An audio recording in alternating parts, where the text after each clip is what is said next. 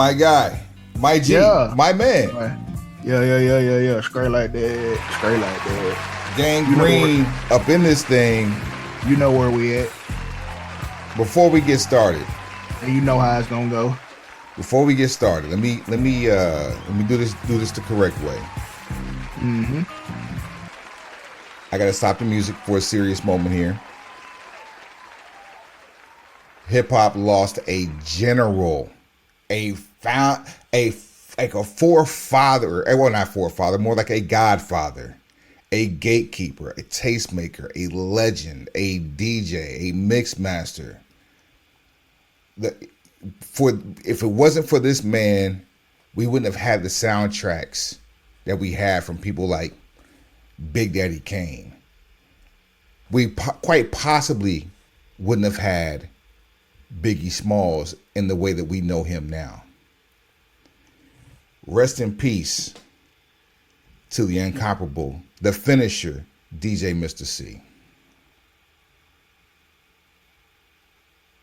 Wow. Just wow. That's crazy. Man had a live radio show on Sirius XM, and apparently sometime after that show, he passed away at the ripe old age of 57. Too soon, if you ask me. Man, man, what is you saying?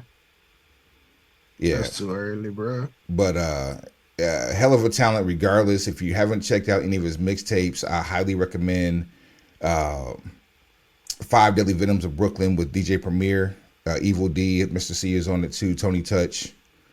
Man. Yeah, man. Just, this one's for you, Mr. C. You know what I'm saying? I will be bumping I got some stuff in my archives. I'll be bumping like around these North Carolina streets, if you will. Now, that out the way. One more order of business, and of course the music is on here. Let me show the shirt real quick.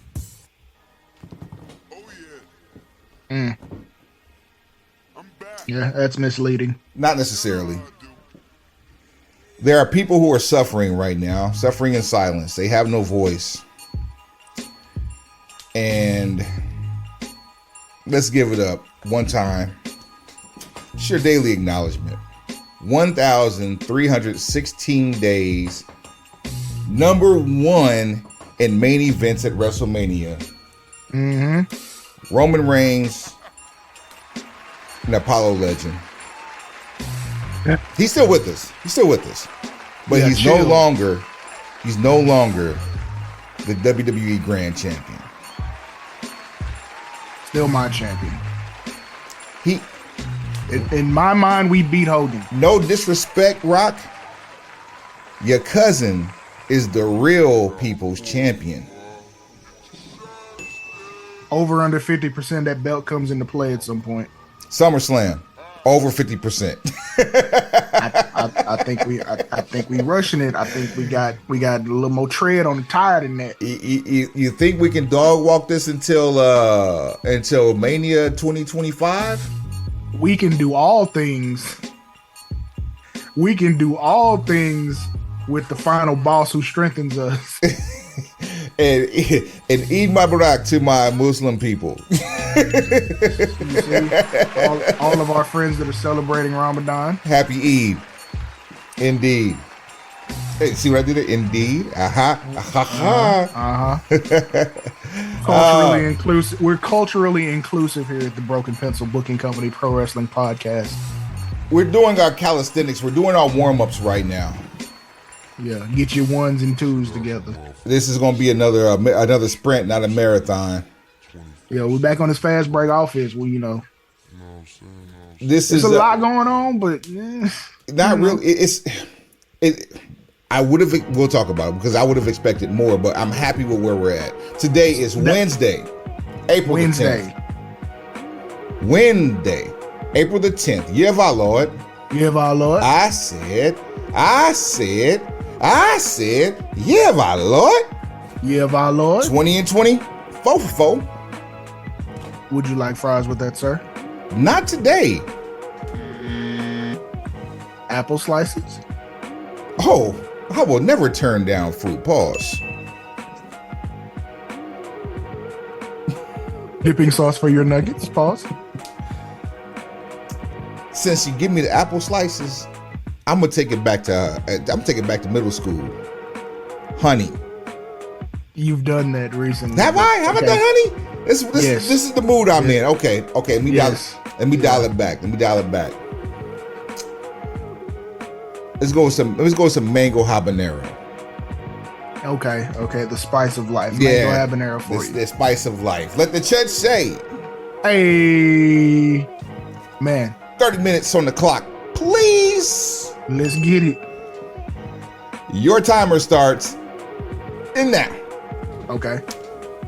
WrestleMania Night 1. XL Night 1. Boy. Yeah. Mm-hmm. My weekend was I lived WrestleMania Night 1 in reverse. I'm not even playing. By the time I was able to log in, we were at the final boss in the Tribal Chief taking on Cody and Seth. Yikes. And I thought we were going to get more chaos. We got Rock. Rock was in his bag. Let me say that. He was so far in his bag on night 1. I wanted more on night 2. But go ahead. Yeah. So that's my point. He took. But I will say, if you're gonna do the in-depth analysis on this match, the rest of the card for night 1 is not gonna measure up. So you might want. No. I'm not putting too much think on it. All I'm saying is the way Rock encompassed 3 different personalities of himself, one of them being real, into this match for the sake of entertainment. Chef's kiss. Because either you really hated him or you really loved him, and the more outside the box he got inside that bag, the more I was like, yeah, more. and that's what I was saying. Like, by comparison, the rest of night 1 is not gonna measure up. If this is where we start the review, none of the rest of the card measures up. Like, but the order, the sequencing was perfect. Right, you started at the end of it though, is what I'm saying. Yeah, but I appreciated how it went because I went to that one, went back to I saw Sammy backstage. Now, I love the fact that with Sammy they're doing this continuous camera shot. It doesn't matter where he's at, Monday Night Raw, SmackDown, pay-per-view. They're doing a continuous camera shot to add a level of athleticism and realism to whatever he's doing. Why they chose him for this, I don't know, but it works. Because you got to give him something. And they did. they did. Sami Zayn bears a strong resemblance to WWE's adult Make-A-Wish kid. You're a winner. WWE Intercontinental Champion, upsetting Walter in our house at a record 666 days, Sami Zania. You know what I actually hated more about the ending of this match? Now, number one, I knew it was going to happen, but I was already against it. But because of a debut that we got on Raw after Mania, it made me dislike the ending to this match even more. What debut might that be? Because mind you, I was in the air for Raw. Because the NXT Heavyweight Champion, Ilya Dragunov, debuted on Monday and walked down and officially turned Shinsuke Nakamura into a glorified enhancement talent, which I have mixed feelings about. But how could we not have had? Oh, he's earned it. Walter. How could we not have had him retain and then come out, talk his talk, and then that's where you bring Dragunov and you basically stop the streak there, because that's the guy who stopped the streak in NXT. You have a continuation of a narrative. I don't like that only because he's the NXT champion. I don't watch NXT. I don't care about any of that. Well, it was done. Wasn't Sami Zayn the NXT champion? Sami Zayn, Kevin Owens NXT champion when he beat John Cena for the US belt? Yes. I didn't like that either. I understood. I didn't care. I understood beating John Cena, but to take a work rate title from the main roster, when you are the champion of a brand, it diminishes the meaning of the championship for the brand in my eyes. Depends on how strong that champion is. Kevin Owens was a strong champion. Say he wasn't, because he was killing. He killed Sami Zayn. It was a short reign, though. Yeah, it was. It definitely was. But what he did leading up to and while he had that title. And if that's a side effect of beating John Cena, fine, I'll take it. Fine, cool. We have ways to fix this. Yeah. I'll take the win over Cena over trying to protect a title that, while is important, ain't that important. How about you gonna give back a win versus 16-time World Heavyweight Champion to protect the NXT title? I didn't think so. Nah. Now tell me again why Dragunov couldn't see. No, we gonna enforce even more logic in year 7. All right, listen. This is the era. You see what it is. You gotta clamp right down. There, the BPBC era. We've got to clamp down. You have got to clamp down on logic this year. How do you feel about the showcase of the triple heroes, the triple heroine, Jade Cargill, Naomi, and Bianca Belair taking on? So when I first saw the Control. picture from SmackDown, I said they took the Powerpuff Girls and dropped them in assorted flavors of chocolate. That went French vanilla butter pecan chocolate deluxe. I made the mistake of saying that online though, and when you say something online, it lives takes forever. off. It lives forever. It takes off, and then people start putting their own spin on it. So before the weekend was over, someone had a graphic made with actual Black Powerpuff Girls. Wow. So even funnier turn. So after WrestleMania, we see a post that says the Cocoa Butter Combat Club. Cocoa Butter Combat Club. Which I thought was hilarious. not gonna play with you, not gonna cap with you. That I felt like that was hilarious. I could smell that picture. At this point, that was like, okay, you know what? We've hit a ceiling. This may be the greatest thing ever.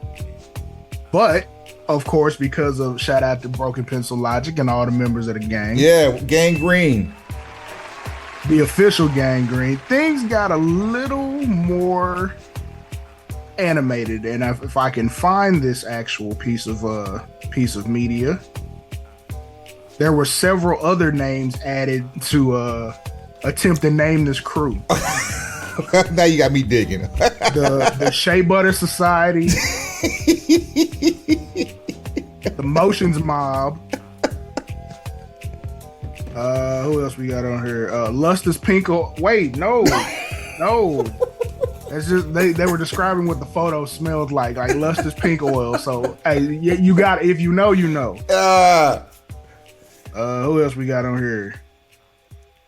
Of course, Cocoa Butter Combat Club didn't sit well with my co-host here. He said absolutely not. Just because I said absolutely not doesn't mean it didn't sit well. Hey man,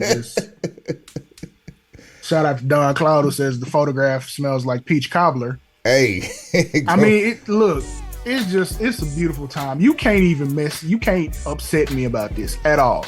But I did have one note that I took from it, and I looked at the three of them and I said, of course, if no one in the room is paying attention, they can't wait to get to a point where they can break this group up and they feud. I started looking at them, and the more I looked at them, WrestleMania and the press conference, and seeing how they interacted with each other, a light bulb went off for me, and I said, "There's more money in them being unified." So much power. Go ahead. So much so that I said, you know what?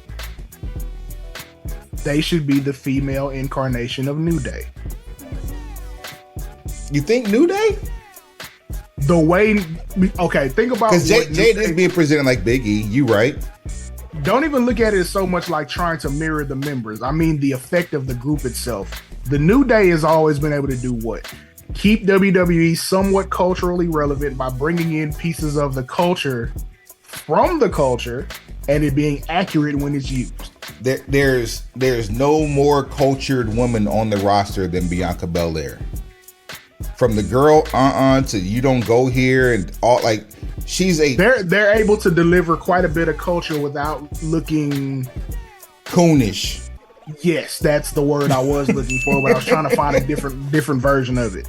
But they bring the culture, and it's not offensive, it's authentic. So if you keep those three together and let their personalities play off of one another, you can kind of see it from watching the night one press conference. All three from the South, too. You got a whole bunch of money. You got 2 Floridians and a Tennessean. So they Southern to the bone marrow. All 3 happily married, which it makes a difference, but it doesn't. But when you start doing the whole, like, these are the superheroes that we're trying to sell as toys and as merchandise and as role models and as people that you would want to pay to come see, things like that start to matter, because fans of wrestling and fans of sports and just people in America in general always like to do a deep dive below the surface with stuff that doesn't really concern them.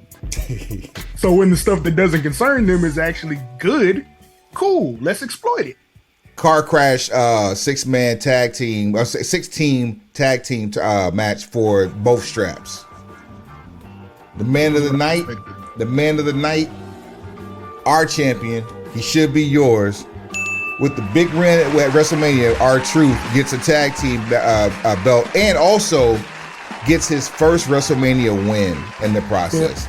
Tell me anything you want, just make sure you tell me the truth. There was a time, I want to say 2011, maybe 2010, where R-Truth's total pay-per-view time was less than what he had in this match this past Sunday. Look. Or Saturday, rather, not Sunday. He is everything that you would describe you want out of a WWE superstar. Comes to work, handles business, makes chicken salad out of, the other stuff. What's you said this, you coined this, Suave, on this very program. The 2 best abilities for a superhero, go. Availability and reliability. Circle gets a square. Suave, tell them what he's won. What you have won is the greatness of being able to have experienced R-Truth in real time. That's it. Because quite honestly, he is a gift, and he is a gift that keeps on giving. Anyone feeling differently and who is within your vicinity, I want you to relocate yourself immediately, because that person is miserable and they're a horrible influence on you. How'd you feel about Jimmy versus Jay? Wasn't what I was expecting at all. The crowd didn't help, and they didn't help the crowd. Like, what it feels like is there should have been more to keep them beefing in the time that they separated. Like, it wasn't, you know what I mean? There should have been more encounters of them going back and forth with each other to make it come to a fever pitch. Like, it just felt like, okay, they split from the SummerSlam thing. They had the blow up. Cost them a match here, cost them a match there. But it really do feel like Jay had moved on. And then Mommy versus Becky Lynch, the right woman, won. And the match was in the right spot. Of course, never in doubt. Anything else from night one?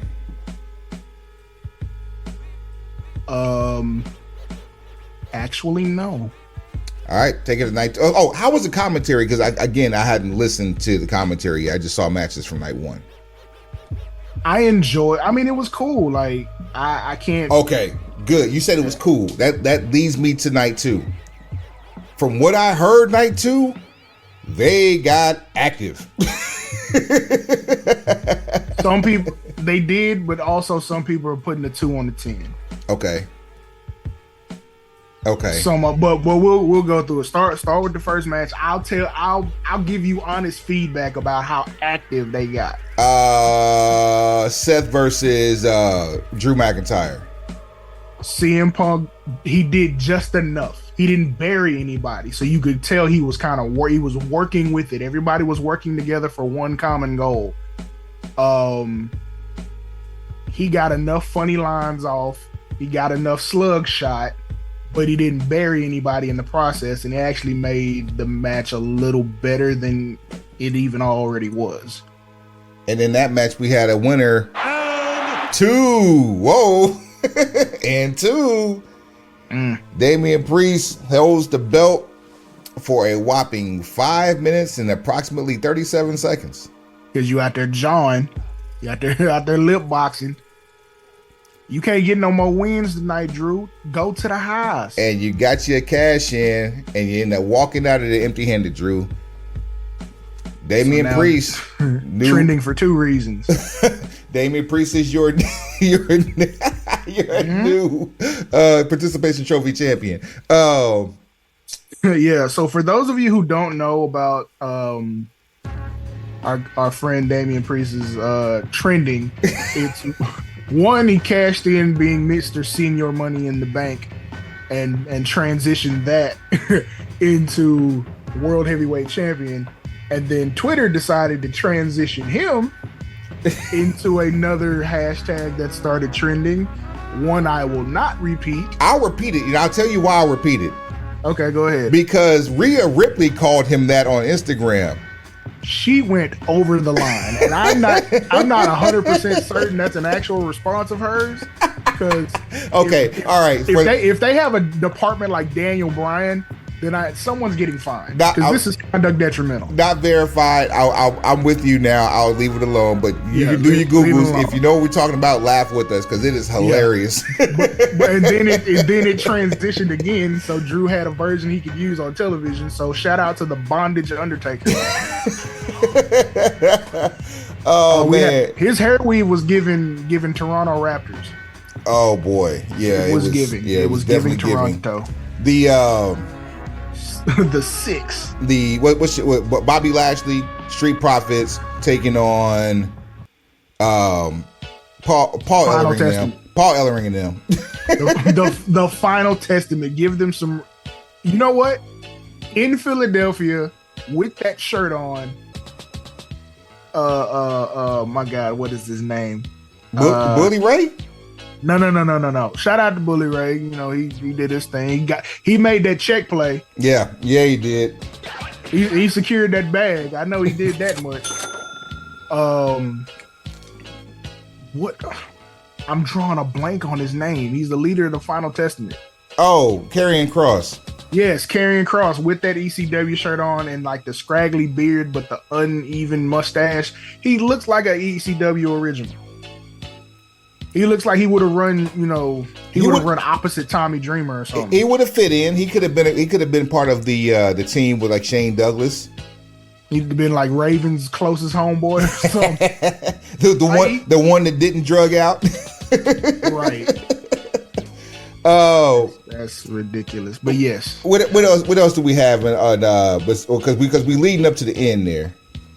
Have you ever seen so much pandering to the home city during a WrestleMania? No, not at all, and that made me so sick. Philadelphia did not deserve that. I mean, the level of pandering with wrestling gear and just, I'm like, Logan Paul, like how is he from Cleveland supporting the Eagles of all people? Like, fam, you're a heel.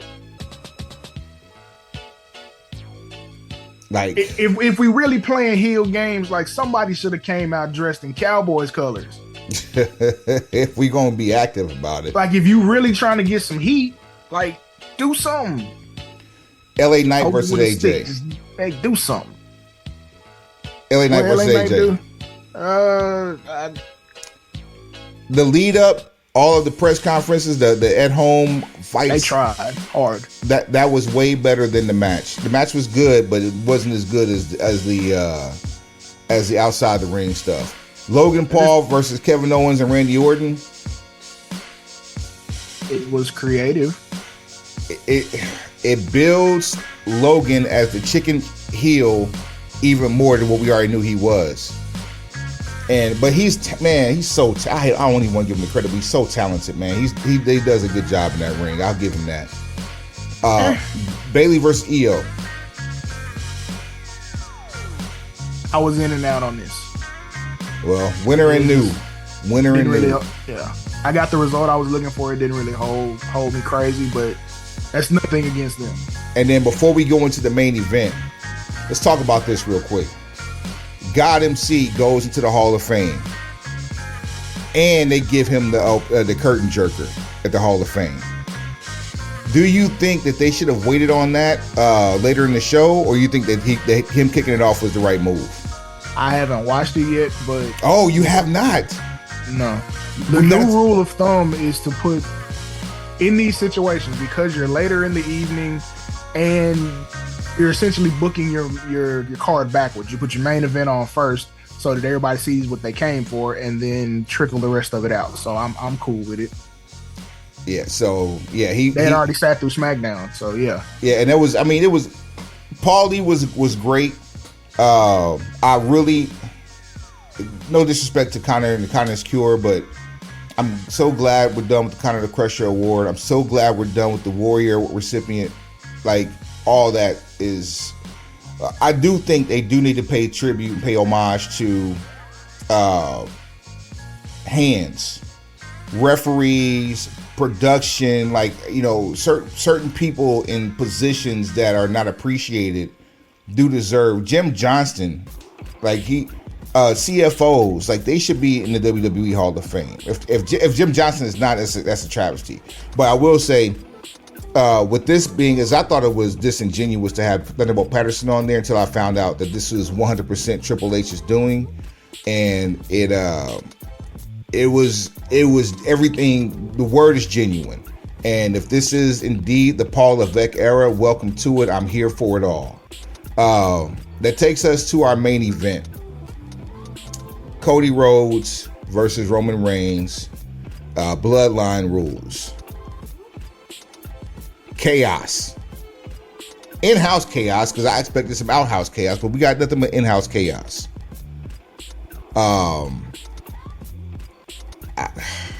You didn't have to do this. You did not have to. I honestly, in retrospect, there really was no wrong choice in this, but you did not have to do this. I was kind of taken aback the whole time, because to me, the way they set up Bloodline rules for it to be just like, we can do whatever we want the whole time, nobody can stop us. Why didn't we just jump Cody from the word go? Why didn't we 4 deep stomp Cody's head into the ground during his entrance, drag him to the ring, pin him, put the lower third up, and head to the press conference? And the story continues. Right, because you've given me the whole buildup. You've given me this. There's an air of realism around this, and you're like, okay, if we can get to August, we can pass Hogan. I don't care what you do after that. That's just my personal wish for it. Then I'm like, okay, you have all these different things at play. If it's Bloodline rules and you saw what Rocky did on night 1, how is anybody ever supposed to pin Roman? You tell the referee, you count, you're fired. And it shouldn't take 25 minutes for the first person to come and interfere in this match. We expected chaos. You see what I mean? Like, and then even with the pin, it's like, here's the Easter egg, the deep cut. How did we finish the story without a dusty finish?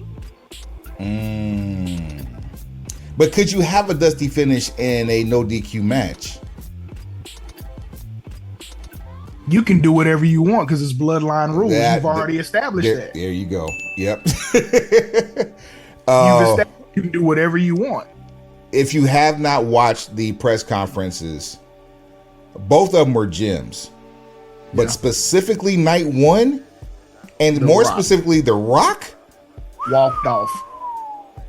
The Rock almost got everybody indicted. Roman, don't get me wrong. Roman was a gem too. Leave. Yeah. Say, Roman did some of the strongest character work in life. Who did that? Leave. Someone who was giving. I'm serious. Get her out of here. Get her out, or I leave. And we're not gonna be here all night. I got work to do I got tomorrow. work to do tomorrow. Better start asking some decent questions too. Start by acknowledging your tribal chief. Some of they Jim, did A+ work. absolute gem. You must go check those two out if you don't do anything else. What else do we have on the agenda for the day? Punk versus AEW. So CM Punk did a 1 hour plus, almost 2 hour interview with Ariel Helwani last week, and dropped some nuggets about the whole all in, brawl in situation backstage. And, you know, he was very pragmatic in his approach, because there's three sides to every story. And I think his side was very pragmatic approach to the situation. And that was blown to bits on AEW when Nick and Matt, I refuse to call them anything else but Nick and Matt, they decide to actually show the security camera footage from Wembley backstage without editing anything. No audio. There's no audio. I don't know and we don't know if there was audio or not, but all we saw was finger pointing, finger wagging, and then a choke out. It went about how it had been described the entire time I've been hearing stories, and doesn't matter what side it was coming from. All the stories we'd ever heard, all the accounts we'd ever gotten, whether it be from official people or people who saw it and didn't want to be named, was exactly what we saw. Other than the fracas being so close to what appeared to be production, the gorilla position. Did you see any reason for anyone not in the camera shot to quote unquote fear for their life? No. And that's the reason I feel like audio would have probably given too much away in one direction or the other. Because if you say that guy yelled at me and made me fear for my life, wouldn't you want that to be heard? This is it from what Nick and Matt said on AEW Dynamite, and from the video that they showed after they said what they said. This was nothing more than a dust up, and Samoa Joe was the adult in the situation, which we've said this before, that he was an adult in the situation, but this was nothing more than a dust up. This is exactly what happened how Joe described it. This is nothing new. Stock up, stock down for AEW after showing this crap. Down, down, down, and I hate it for them, because this is a L you didn't have to take. This is a self-inflicted wound, and this one's worse. Most of your big wounds have been self-inflicted, but this one is a different. You cut yourself deep. Punk revealed that he was free and clear after he walked out of AEW, and could have shown up on Monday Night Raw the very next day. The checkbook would have been open and blank. To pull the Lex Luger. This would have been way bigger than Luger. Of course, it means 2024. If for no other reason that. Well, it would have been 2023, but still. Still. And even if that was the only appearance that he would have made in 2023, it would have been enough, but it probably would have been the end of AEW had that happened. I digress. Where do you think the Punk, not necessarily WWE, because WWE is going in a completely different direction, which we'll do a deep dive into that next week. But where do you think the Punk goes from here? To finish rehabbing, and then to see about Drew come SummerSlam. Do you think cash these checks in the meantime for merch? Negative press is free advertisement, and Uncle Paul ain't doing he ain't writing no free checks. So you've seen Dynamite, right? Yeah. So I don't know what gassed this up, but this is the Hit Dogs Holla episode of AEW Dynamite. Like, this is the most sensitive episode I've ever seen. So you have the thing with, showing this footage from All In. I don't know who that helps. You didn't turn it into a good storyline plot point. That you just showed it to be showing. The before and after just was way below the standard of what you had in front of you. Then Will Ospreay comes out to cut a promo, and his is a little more it makes a little more sense because everyone felt like he got a slug shot at him by Triple H during some of the presser and pre-show stuff, and they asked about, hey, what do you look for when you're signing talent? He's like, well, I know who's good. We have feelers out everywhere, but if you don't want to come here for the grind and you want to go somewhere else because it might be, air quotes, a bigger payday where you work less days, you're not the type of person I want here, especially if you're basically in your younger stages. That is literally the story of Jay Briscoe and Mark Briscoe. And not because they didn't want it, it's because they had business outside of professional wrestling. Different conversation. Completely different conversation. When you're financially well off before you get into this situation, or like Okada's what, 36? He's mid to late 30s, 30-ish.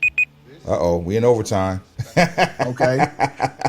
Overtime offense, but 5 minutes on the clock. Go ahead. Okada's a little older. With him being a little older, it's like you kind of understand he might want a lighter schedule, especially when he has to acclimate to coming over to, United States.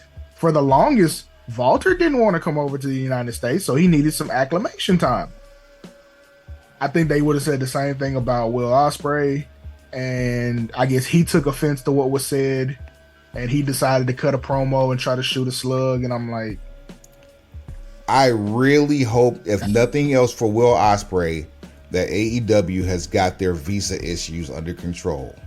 Because the last thing you need is to come into something like, Forbidden Door 3, or, All Out, or even better yet, Double or Nothing.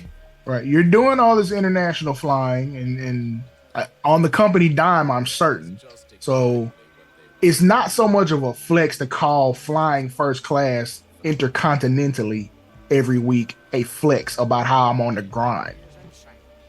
That's just kind of being out of touch with with people who think past the surface. If you're getting direct flights across the pond, he ain't. He getting direct flights. Ain't no stops. Listen. After the travel weekend I had from hell, even the Undertaker would look at me like,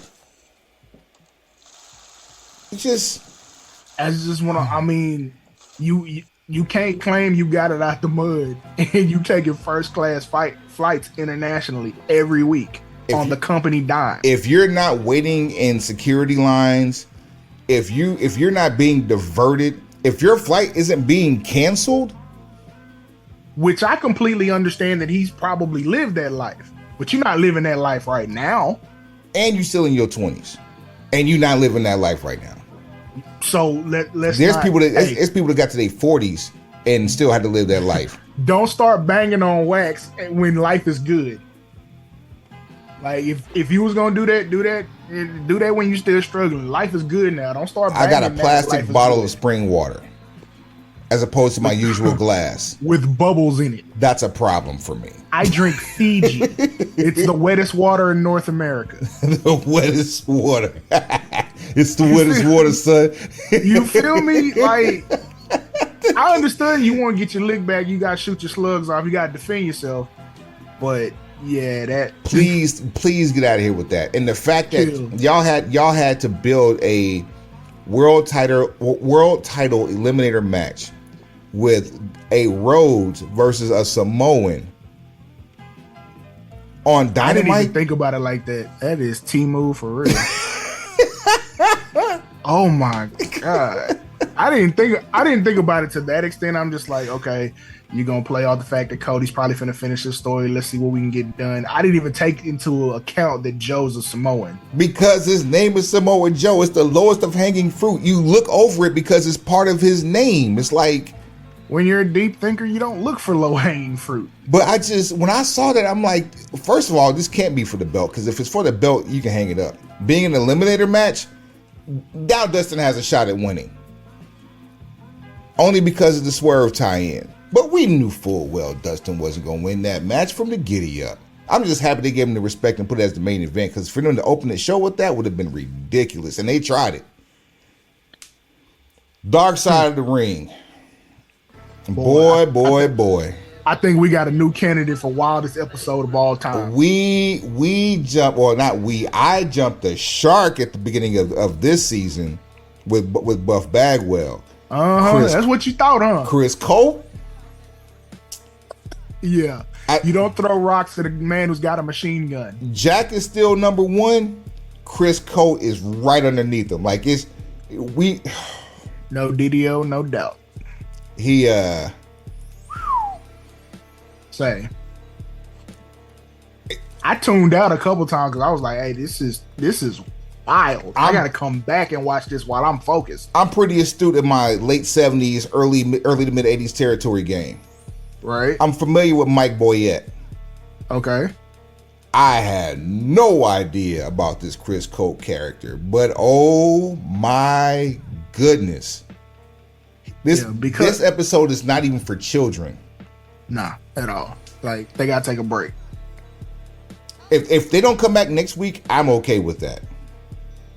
Yo. No. Just for a break. Just a 1 week. You know how you do the mid-season hiatus? Nah. We don't need none of those, B. But next week. Jump right back into jump back in. Next week, we got Gentleman Chris Adams. So we finna get more lit. Yeah, we gonna get super lit. This won't be as dark. It gets dark. That's gonna get dark. How much darker now in comparison to Chris Cole? How much darker are we gonna stop get? it, Suave? You stacking now. That's what I'm saying. Like, I know I've heard enough of Chris Adams stories. No, it gets dark at some point, but look at what we just watched. Yeah. That might be the darkest of the dark of this season. The shock and awe of the fact that we didn't know who this guy is. I wonder if you didn't end the season with this, what are you ending the season with?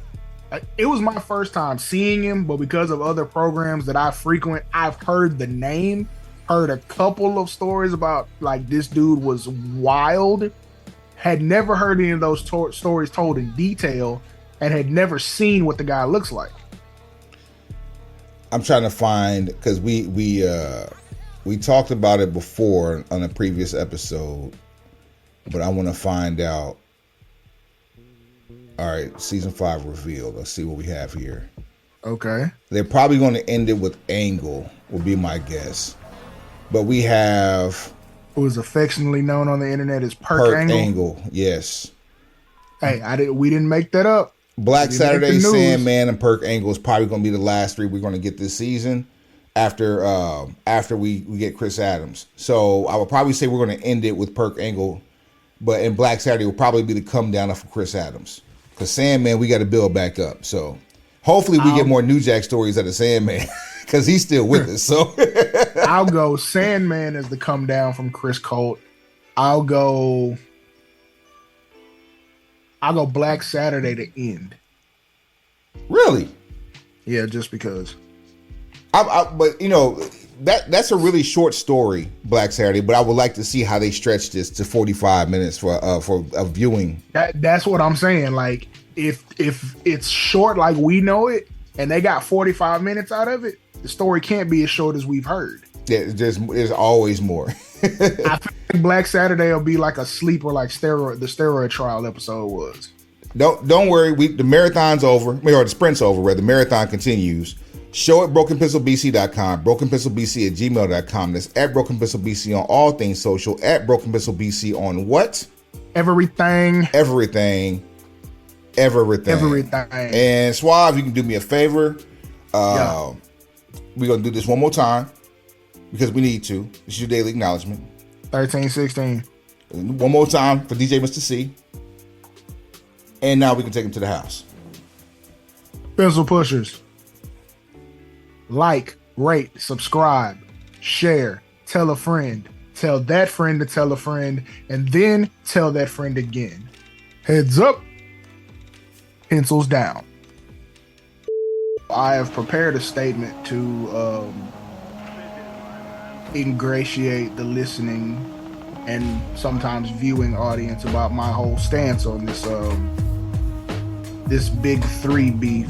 In particular, J. Cole's entrance and then immediate exit. I already know what I have to say about that, man. That one's real quick. So I've seen people say that, you know, he, I guess he's protecting his peace. whatever the case is. Oh, and God. and I've seen all of the new school explanations for this. My prepared statement, because this is the same one I've used responding to a couple of people, so I felt like, you know what, need to have an official situation. The statement goes as follows. From the mayor, of course. Dictated, not read. The time to be introspective and peaceful was before you recorded it. Hell, even before you released it. And let's be clear, 7 Minute Drill isn't the only song on that release that has subs and disses in it. Future and other couple people caught slugs. So it's either I'm a walking bar machine or I'm burning incense in the park barefoot. There is no in between in this instance because we're not talking about street beef. We were in a discussion of hip hop as a competitive sport based on quality of lyrics. Cole has done irreparable damage to his brand unless he is looking to open a mega church soon. End quote. Let the record reflect. This should come to no surprise to not just you, but anyone who knows me. I ain't heard shit. I ain't heard nan bar from either one of them. Look, take it from someone who can rap. In this particular instance, if you have never liked J. Cole and his material, this will do nothing to change it. That's the thing. But if you enjoy J. Cole, this would the content itself did nothing to change you from liking him.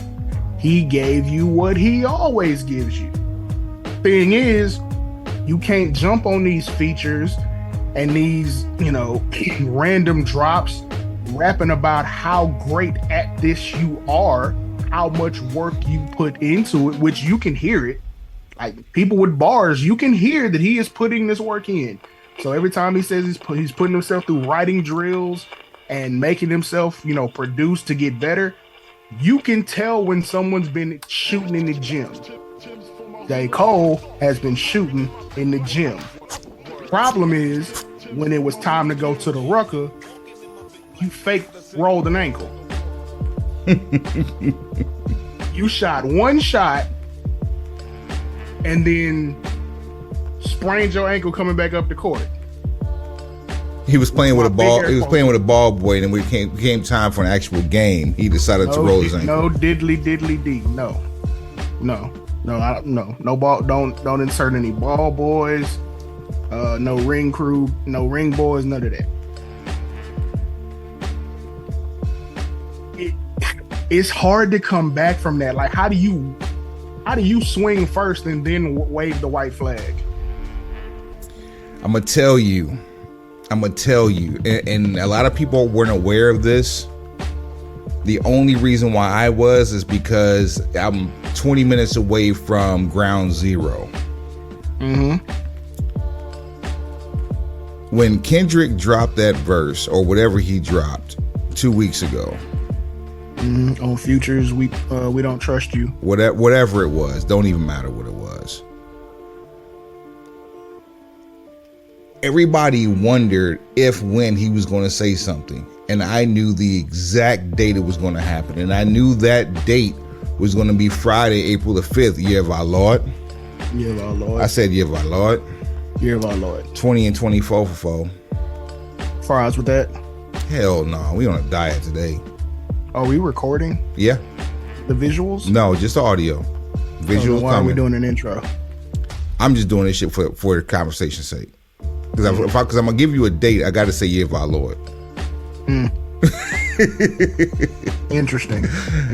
The significance of that is the kickoff of the Dreamville Festival. Mm-hmm.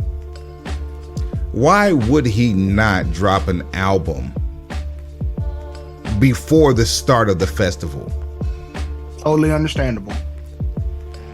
Why would you not include a diss record, especially since you don't have a situation. You literally are the situation. Now I ain't talking about the dream, I'm talking about the industry, right? You the situation. You in the building. Mm-hmm. You building up to a huge album that not even that. I'm talking lower than that. He is synonymous. He's more synonymous with Rock Nation than Jay-Z is. Mm-hmm. He's the situation. And I don't know what the historic attendance levels at Dreamville. The park that it's at is a perfect festival ground. Apparently this year they have 57,000 in attendance on that Sunday. But I can guarantee you half of that came because of what happened on Friday. And for them to get there on Sunday to see him have a, and I'm throwing this in air quotes, grown man moment. Debatable. It's only debate. You and I both know.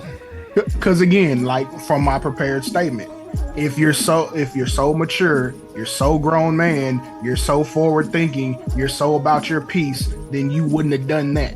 Don't spray a crowd and then be mad when you hit a child, or have sympathy or have empathy when you hit a child. And I'm not calling Kendrick Lamar a child by any stretch of the imagination, but that's the attitude that Jermaine took. I could have done without before Friday. I can damn sure do without after what happened Sunday. I'm straight. He can rap. So that was never my issue. Now, some people, because of the heightened profile of the person you're going at, they expected Cole to get outside of himself, and they expected to hear something from him that essentially he had never done. Now, he will bar you up. If you mess around and get out there treading lightly, he will cute line you to death. Like death by 1,000 paper cuts. Yeah, 1,000 paper cuts. You'll still bleed to death. It's gonna be painful and slow. Right, and it'll only get under your skin if you either can rap or you really listen to lyrics. If you do, you know how good Cole is. That he's killing everybody on their own songs, on these features. You're starting to build a mystique, as though like, this the guy I want on my song, but this ain't the guy I want on my song. And then when you get an opportunity to assert dominance in that particular arena, I don't understand how you shied away from that moment. Like, I get it. Like, okay, assume this happened, which I don't know anybody on the inside of the conversation like that's spoken to me, but assume it went like this.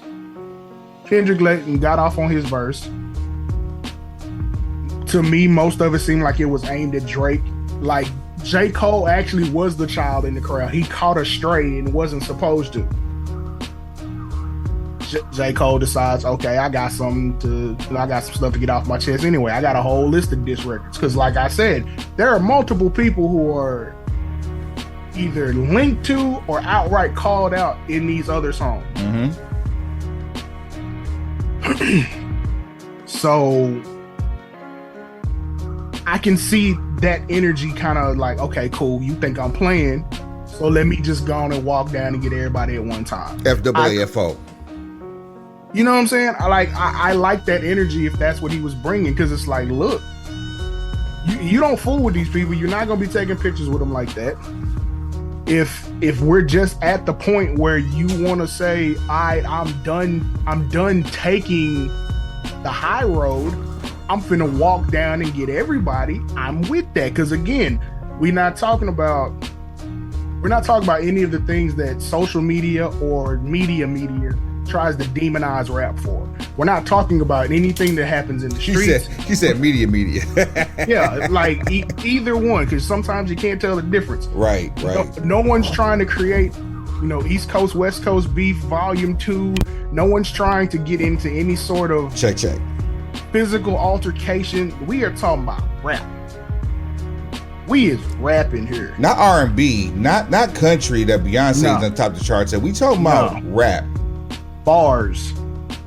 We talking about bars. Not the alcoholic hangout. Not the counter for breakfast food. We talking about rap.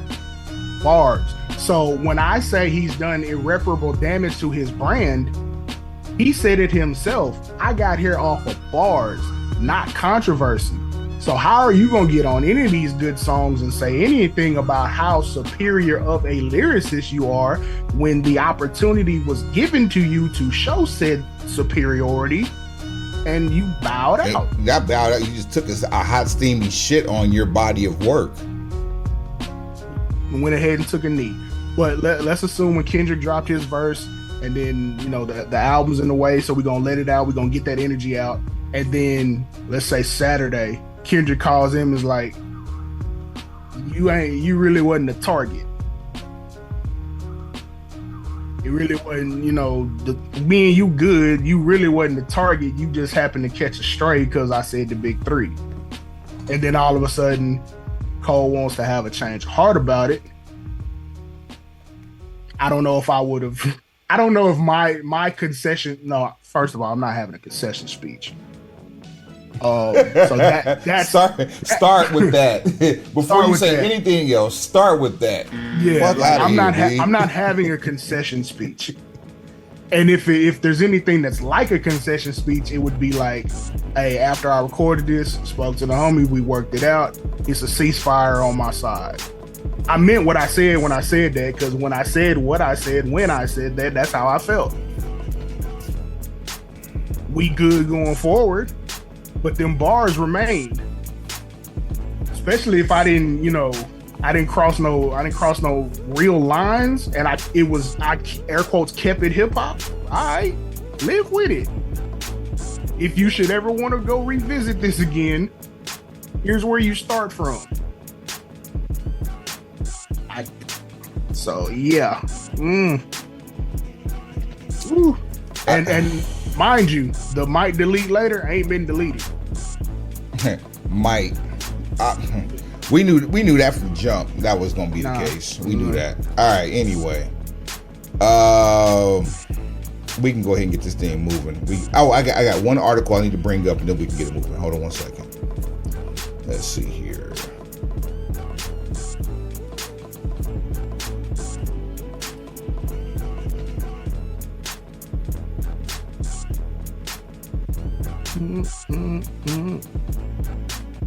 That probably should have been attached to this show, but then it would have been way outside the 30-minute window. I mean, we can always add it for bonus footage for the audio. Well, hey, you know what? Why not? We make the rules, bitch. Well. Yeah, like, gee willikers. Yeah, I don't understand it. I've been trying to figure this out, and nothing's making sense to me that actually brought that to fruition. Like it doesn't make sense to me at all. It just doesn't. And it's not like I'm just desperately searching for answers either, but I am a little concerned. Like, I mean, like really little, like concerned, like, hey, is it gonna rain tomorrow? That type of concern, like,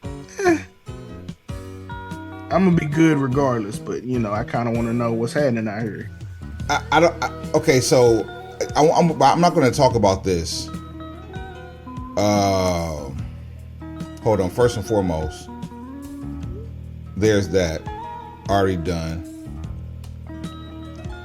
It's on my grind. check that link I sent you, Pauls. That's the boy's official statement from being fired, contrary to what we read. But what we read, or what I told you about, seems to be more. I've seen this. All of the text messages and screenshots and where they were supposed to leave from and where their actual flight was booked out of, and it's like 3 fucking hours away from where they live, and they didn't get a rental car because they had already been told that getting a rental car without prior approval may not be reimbursed.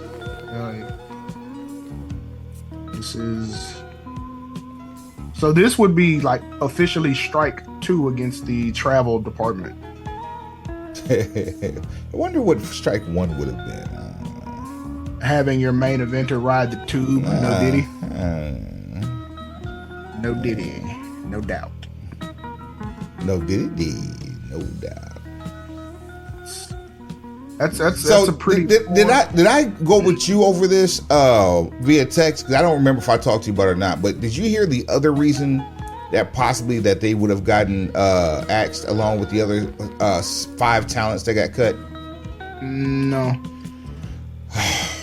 This makes way more sense than this fiasco of a statement that they let out, even if it's true.